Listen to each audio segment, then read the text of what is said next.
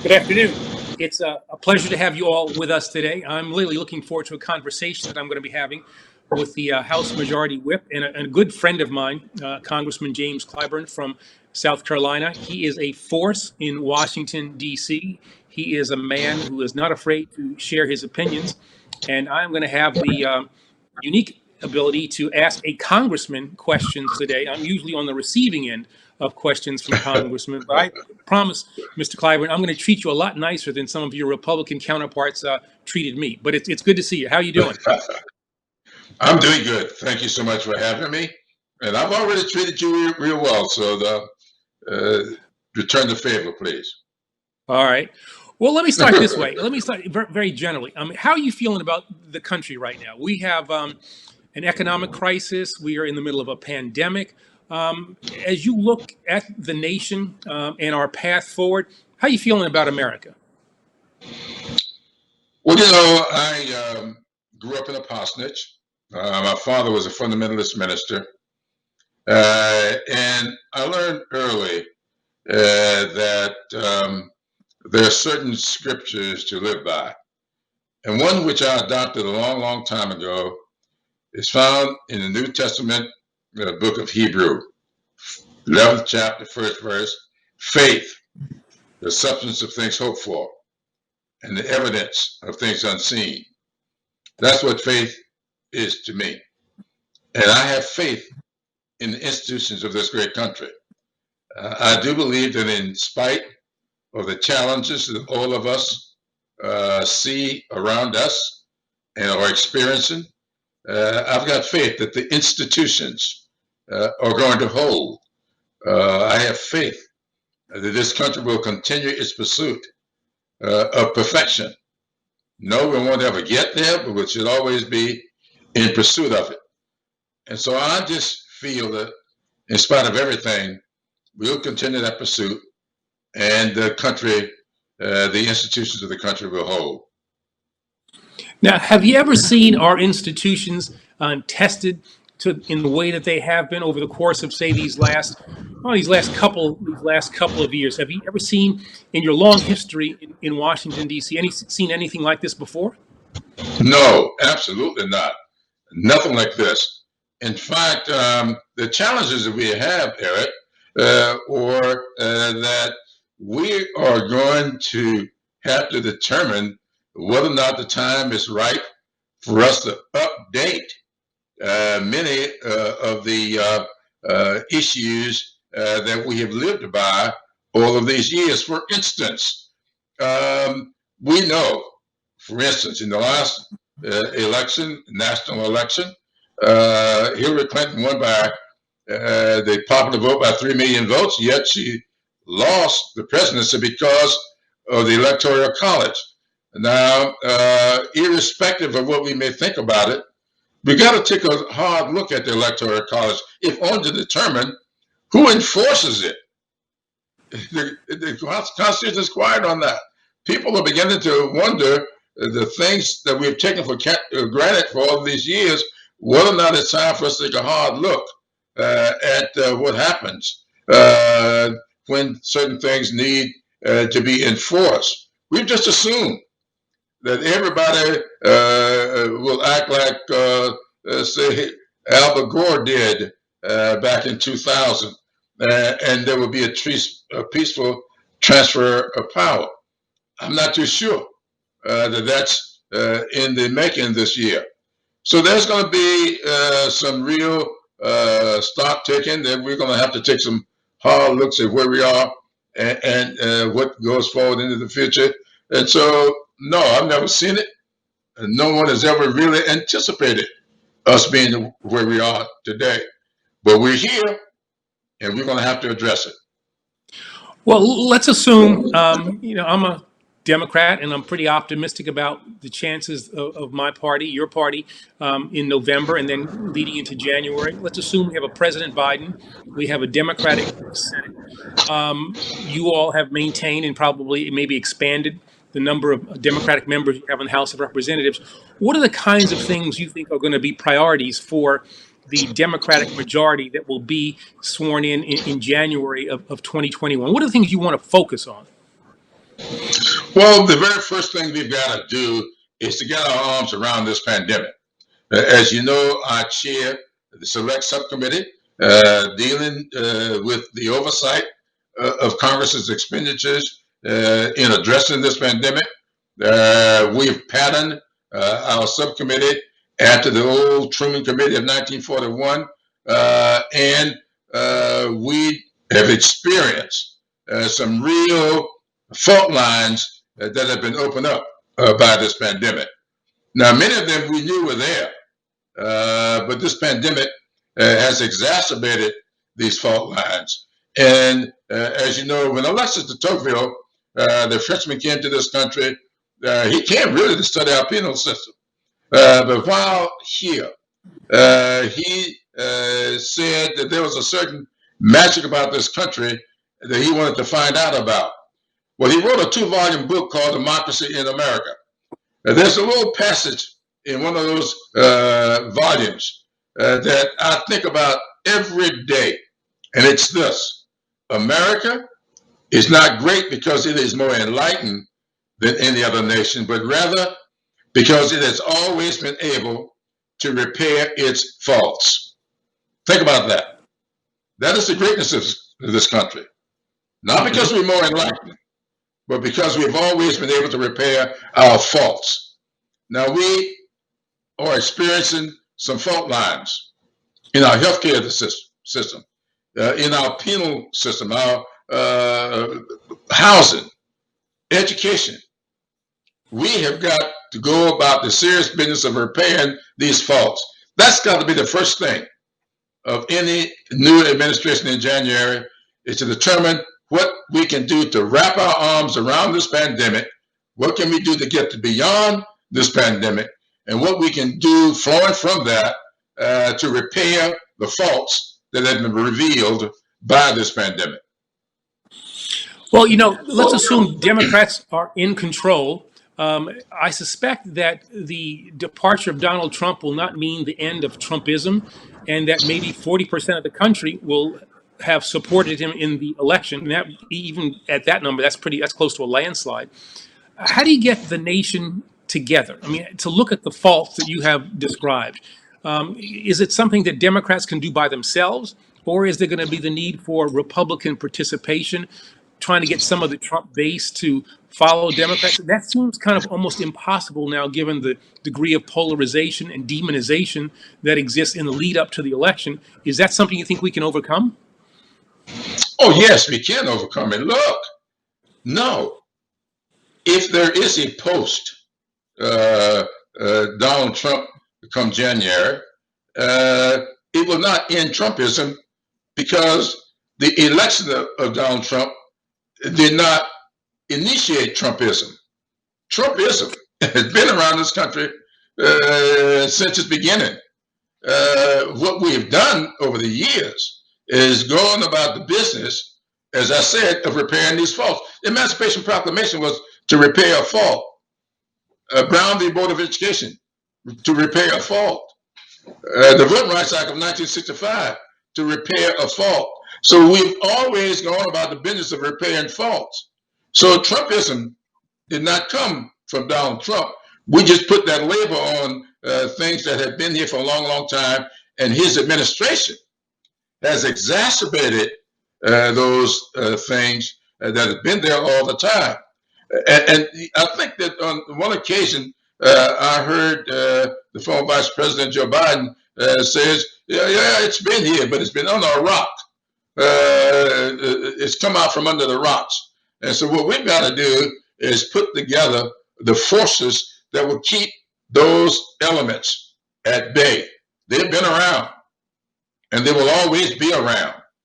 The question will we allow them to become who we are, or whether or not there will be a small element that exists within the boundaries of this great country? Well, I tend to agree with you. I mean, these are forces that have been here long before Donald Trump.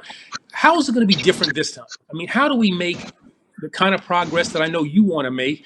How do we get to a better place finally, and maybe push those dark forces finally into the rear view mirror of America? Why this time? Why this moment as opposed to, the past 50, 100 years? Why do we make progress this time? Well, I think that one of the things we have to be careful about when we're dealing with the country is how the country moves. People tend to think of things moving on a linear plane. It doesn't happen that way. This country, I always describe it, in my memoirs, I've devoted a section of the book to what I call the pendulum. I think the social movement in this country is like a pendulum on the clock. It goes right, and then it goes back left. Then it goes back right again. And that's the way it's always been. If you go back through the history of the country, what you'll find that there are periods when this country moved right and they moved back left. We moved right with Richard Nixon, moved back left with Barack Obama, and we moved back right with Donald Trump. Hopefully we'll move back left with Joe Biden. That's the way this country has always been. You can go right on back. Abraham Lincoln, if you want, just going back, and you will find that that's the way the country moves. Now, what keeps that movement in check happens to be voters. When the country moves too far one way or the other, the voters tend to check the system. And I feel that's going to happen again this year. Now, here's what I always say. When the country's going from left to right, it passes through the center. When it goes from right to left, it passes through the center. So the country kind of camps out in the center more often than it does, twice as often as it does in the left or the right. All right, well, you've talked about voting as a way in which, we'll get to that better place. People have the ability to express themselves through the vote. How concerned are you about this election, November the 3rd, about the numbers of people who will have the ability to cast a vote by mail and have it counted, people who will go to the polls, perhaps early, and have to deal with unnecessary photo ID laws, a whole range of other things? How worried are you about how fair this election is going to be and the ability of people to truly participate in our democracy? I'm very worried about it. There's no question about that. I don't allow that worry to dictate how I react to it. Because I worry about it, I'm spending a lot of time organizing. It's now happenstance that Jamie Harrison is running as well as he's running here. We spend a lot of time organizing in this state. I've adopted Nancy Pelosi's axiom or maxim that don't agonize, organize. So I'm not spending any time agonizing. I'm spending a lot of time organizing. So I am concerned. And so I'm doing what I can to get beyond that. I'm trying to turn out as big a vote as we possibly can in order to deliver a mandate, which is what I was trying to do with the South Carolina primary with Joe Biden. Everybody thought when the primary came here, Joe Biden was dead. I never thought that. We were spending our time putting in place an effort. And so when we made the endorsement, we followed up immediately with the stuff that we had put in place, not just to affect the outcome on the 29th. I did my endorsement on the 26th of February. The election, the primary election was the 29th of February, and Super Tuesday was coming thereafter. We put all that in place prior to my endorsement. And when we made the endorsement, we did what we thought was necessary, not just to win South Carolina, but to create the surge that will allow us to perform well in Super Tuesday. I'm doing the same thing now. We are organizing, we're organizing. I'm telling everybody, we plan to deliver big things on November 3rd. Well, you certainly delivered South Carolina for Joe Biden at a critical time when you said, Joe knows us, but, we know Joe. That was something that really moved the people in South Carolina. One of the marquee races this year, Senate races, is Jamie Harrison's race against Lindsey Graham. What's your feeling there? I mean, does Jamie have a real shot? The polls seem to indicate that he's got a real opportunity here. I mean, at the end of when we get to November 4th, you think he's going to be the next senator? Well, I think he has a good chance to be the next senator. A lot depends upon how successful we are with our organized efforts in order to deliver that decisive vote. I always say here in South Carolina, the Savannah River entity down there, we call that, when I was growing up, we used to call it the bomb plant. It's a part of the Manhattan Project. And when I talk to people all the time, I tell them that what was going on down there in Aiken, outside of Aiken, South Carolina, at the Miami Project, the Manhattan Project, the whole thing was harnessing the atom, the energy that's floating around in the atmosphere all so many years. Well, it's not until we learn how to harness that energy and direct its forces that the atomic bomb became the explosive device that it was. The same thing applies to the electorate. There's a lot of energy around Jamie Harrison. The question is, can we successfully harness that energy, direct it, target it, so that November the 3rd, we explode it in such a way to deliver a very effective device. That's what we're doing. And that's what I hope we can do. Yes, Jamie can win, but it will take a massive effort of harnessing all of the energy. And you can tell he's got the energy, $57 million in one quarter. Yeah. For a little, as he calls himself, a little round-headed boy from rural Orangeburg, South Carolina. That's a lot of energy. And hopefully, we'll be able to target that energy successfully on the election day. Okay. Now, you got your start in the civil rights movement, talking about massive efforts. You got your start in the civil rights movement when you were a local NAACP youth chapter leader, I guess, when you were 12 years old, something like that. So you were very Yep. precocious. Now, given your history in the fight for racial justice, what do you think about the current movement? What advice would you have for the young people today who are marching, demonstrating, demanding changes? I guess most specifically with our criminal justice system, but other things as well. You were successful as a leader of your generation, and you're still, a successful leader. But what would you say to the young people of today who are out there and protesting? It's kind of interesting, but thank you so much for asking that. This is going to be probably the third time I've addressed that same question today. I spoke with a group of young people in the corporate America who asked me a similar question earlier today, and then a reporter earlier this morning on the same question. And here's what I say to them: stay focused. You visit my office, I keep a lot of turtles around. People ask me, what's all this with these turtles? Well, I learn a lot from turtles. They aren't as fast as most creatures out there, but turtles stay focused. And then I tell people that the turtle never makes progress until he sticks his head out. It can't move. So stay focused, keep moving, and as John Lewis would say, never give up. John Lewis, who I met in October 1960, we were original organizers of the Student Nonviolent Coordinating Committee, or SNCC, it was commonly called. John Lewis has been celebrated this year as he should have been. But John Lewis walked across that Edmund Pettus Bridge in March 1965. He was 25 years old. And he was nearly killed on that bridge.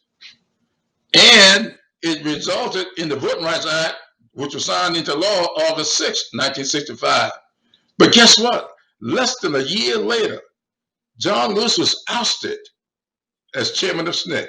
Less than a year after the most successful Civil Rights Act in the history of the country, I think, And now some people think the Civil Rights Act, what was that, 1866 or something? The contract thing was the most successful, and maybe so. I don't argue about that. I will say you're this. right. You're right. You're right. The Voting Rights Act, I think, was the most successful, but they got rid of him. But he didn't quit. He stayed focused. He was committed to the cause. So I say to young people, you will have setbacks. John Lewis had, what bigger setback could you have than getting thrown out the leadership of a group that you almost died for less than a year earlier? I went to jail several times.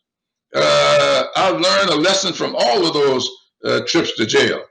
And what I believe sincerely is that when the cause is right, you stay focused. Martin Luther King Jr., from the Birmingham City Jail, said to us that he was coming to the conclusion that the people of ill will in our society was making a much better use of time than the people of goodwill.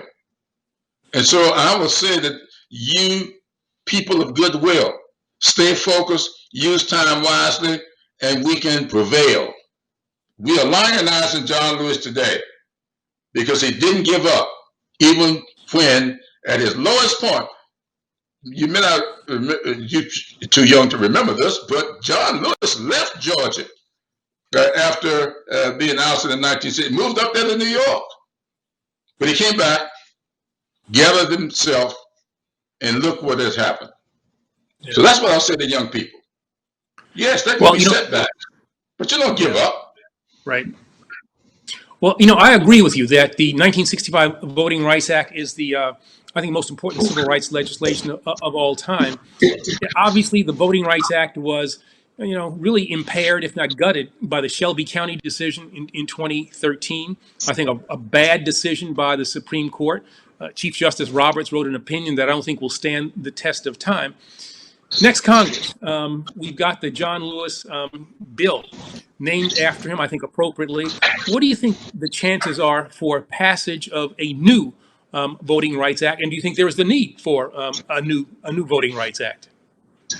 Absolutely. There's a need, even more critical now than it was even back when we changed the name. But I want to say, for the sake of everybody who may be participating here today, that was Shelby v. Holder. It wasn't just a Shelby case. So I never say the Holder part. I don't want to be associated with that. I don't want to be associated with that. I know. It's just the Shelby County case. But we understand how that works. But look, we have to really take a look at even what we passed. We call it H.R. 4 when we passed it. Of course, right. We amended it on the floor by unanimous vote to name it after John R. Lewis. However, what we've got to do is look at what we have been experiencing the last several weeks and months. So we know there's some things regarding our voting process that need to be looked at. And so I've got my staff right now looking at what's in HR 4, looking at the headlines that we've experienced in recent weeks and months, and seeing whether or not there's some things we need to do in that. This is the best record that can be developed. As you know, what Robert said to us, he was getting rid of it. Well, didn't get rid of the act, but he rendered Section 5 impotent because of what he did to the formula in Section 4. So we were working on trying to get a new formula for Section 4. So in addition to that new formula, I think we're going to have to work on looking at some things that have turned up in recent weeks and see whether or not we need to have a more comprehensive HR 4 going forward. Hopefully we have a Senate that will pass it and a president that will sign it. Yeah, well, I'm confident you'll make the bill better. And I'm also confident that with your leadership, with Speaker Pelosi, you'll get that bill out of the House. The question is, like you said, will we get it through the Senate? Let's assume it's a Democratic Senate. I'm not sure we'll have a sufficient number of people to get in the Senate to get, beyond a filibuster. Do you think the Senate, now it's a different body, but do you think the Senate needs to do away with the filibuster? On some things, yes. And it's a lot like the Senate did the filibuster regarding judges. It didn't get rid of all the filibuster, but they got rid of the filibuster, as we know, on the Supreme Court, and therefore they feel they're going to be able to do this with 51 or 2 votes, what they're doing now regarding this new appointee. So I really would think if there is a Biden administration, we're going to take a look at certain things, and civil rights stuff may be one of them, with which we would not allow the filibuster. Be a little bit selective, like the Republicans have been. So I'm not going to say we should get rid of the filibuster altogether, though I know your good friend and former employer, my good friend, President Obama, has indicated that it may be time for us to get rid of the filibuster. It may be. I don't have a problem with getting rid of it. I'm not an advocate for getting rid of it. But as it relates to things like civil rights, where we know there's a certain built-in percentage of voters that will keep us from getting the 60 votes as necessary, maybe we ought to get rid of it. And if we're going to do that, that needs to be done right after November the 4th, if we got the right person sitting in the White House. All right, so let's assume we do away with the filibuster and when it comes to civil rights matters. Now, I'm a resident of Washington, D.C. Do I finally get an opportunity to be a state and pick 2 senators and a congressman? Is that something that you think the new Congress should prioritize? Yes, and I think it should be Washington, D.C. and Puerto Rico. I think both should become states. We should have 52 states going forward. I'm a big advocate of both.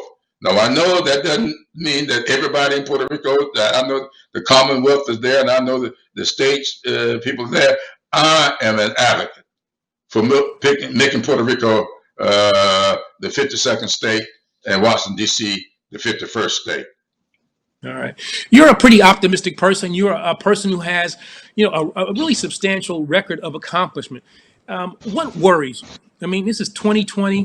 We've got a pandemic, economic crisis. But given your, I think, optimistic view of the world, I hear, I feel, that optimism. But in the still of the night, before you put your head on the pillow, what is it that worries you about this country, about the world? I do worry a little bit about my grandchildren. I have 4 of them. I used to worry a little bit about the distance between my oldest daughter and youngest, 11 years. And I used to worry about that youngest daughter of mine quite a bit until recently. And I think I've got Donald Trump to thank for waking her up, because she really came into focus when she watched Eyes on the Prize. And she saw Emmett Till's open casket, is when I think she came to the realization that there's a purpose for her beyond that which reside within our household. And she's now running for the school board in our hometown of Columbia. So I think she's going to be fine. I'm not too sure about my grandchildren. I am worried about what kind of country we're leaving for them. There's a big gap between my 2 oldest grandchildren. They're in their 20s. One's in medical school, and the other is working in the political arena. But my youngest are like 8 and 4. I worry about them. Okay. If you had to share with America or the world a movie or a book that you think really kind of gives people a sense of what this nation is about, a sense of who we are as people, what book would you tell people to read, or what movie would you tell people to go see? The first book I would have recommended you read is Blessed Experiences, Generally Southern, Proudly Black. And you're talking with the author of that book. That's my memoirs. And the readers of Amazon called it a primer that ought to be read by anybody looking for a career in public service. So that's a little bit self-serving. So, well, I'm a That's okay. politician. That's okay. If that's what you genuinely But feel, there's that's a good another answer. book. Yeah, but there's another book that I would recommend. If you really want to understand what this country is all about, read The Warmth of Other Suns. Yeah. Yeah. That book, to me, it gives you a good understanding of what this country has been like. Watching those three families go from Florida up to Michigan, Texas, out to Los Angeles, Mississippi, up to Illinois, Chicago, and you get an understanding of what this country has been about for oh so many years. And if you can internalize what the movement of those three families have been like, I think you'll get a good understanding of why we have the social order that we have in the country today, and let that guide you in trying to address these problems. I was talking to one group today who said to me, and I don't know how true this is, I was on with folks from Quicken Loans, their headquarters were up in Detroit, and I'm talking about rural broadband. And one of them said to me, so I'm here in Detroit where 90% of the school children in Detroit are not connected to the internet. 90%. Oh, Now, you know how much COVID-19 is there in Detroit. They've lost a year of school. They may lose a second year of school. Then what would happen to that student body if a significant number of those kids lose a second year of school? So I just think that book, The Warmth of Other Suns, yeah. what's her name? Miss Wilkerson, Yep. Miss Wilkerson will give you a good understanding. So I would tell you to read that book and Okay. Blessed Experience. All right. Well, I would agree with you, and we have to wrap it up now. So I would recommend to everybody Mr. Clyburn's book, "The Warmth of Other Suns" by Isabel Wilkerson, and also her new book, which is called "Cast." And I think if you have those three books, you will get a good sense of who we are as a nation, why we are as a nation. Mr. Clyburn, as always, it's a pleasure speaking with you. I always learn something when I hang out with you. I always leave inspired, and I feel like I've learned something today, and I'm ready to keep at it. So thanks for joining us today.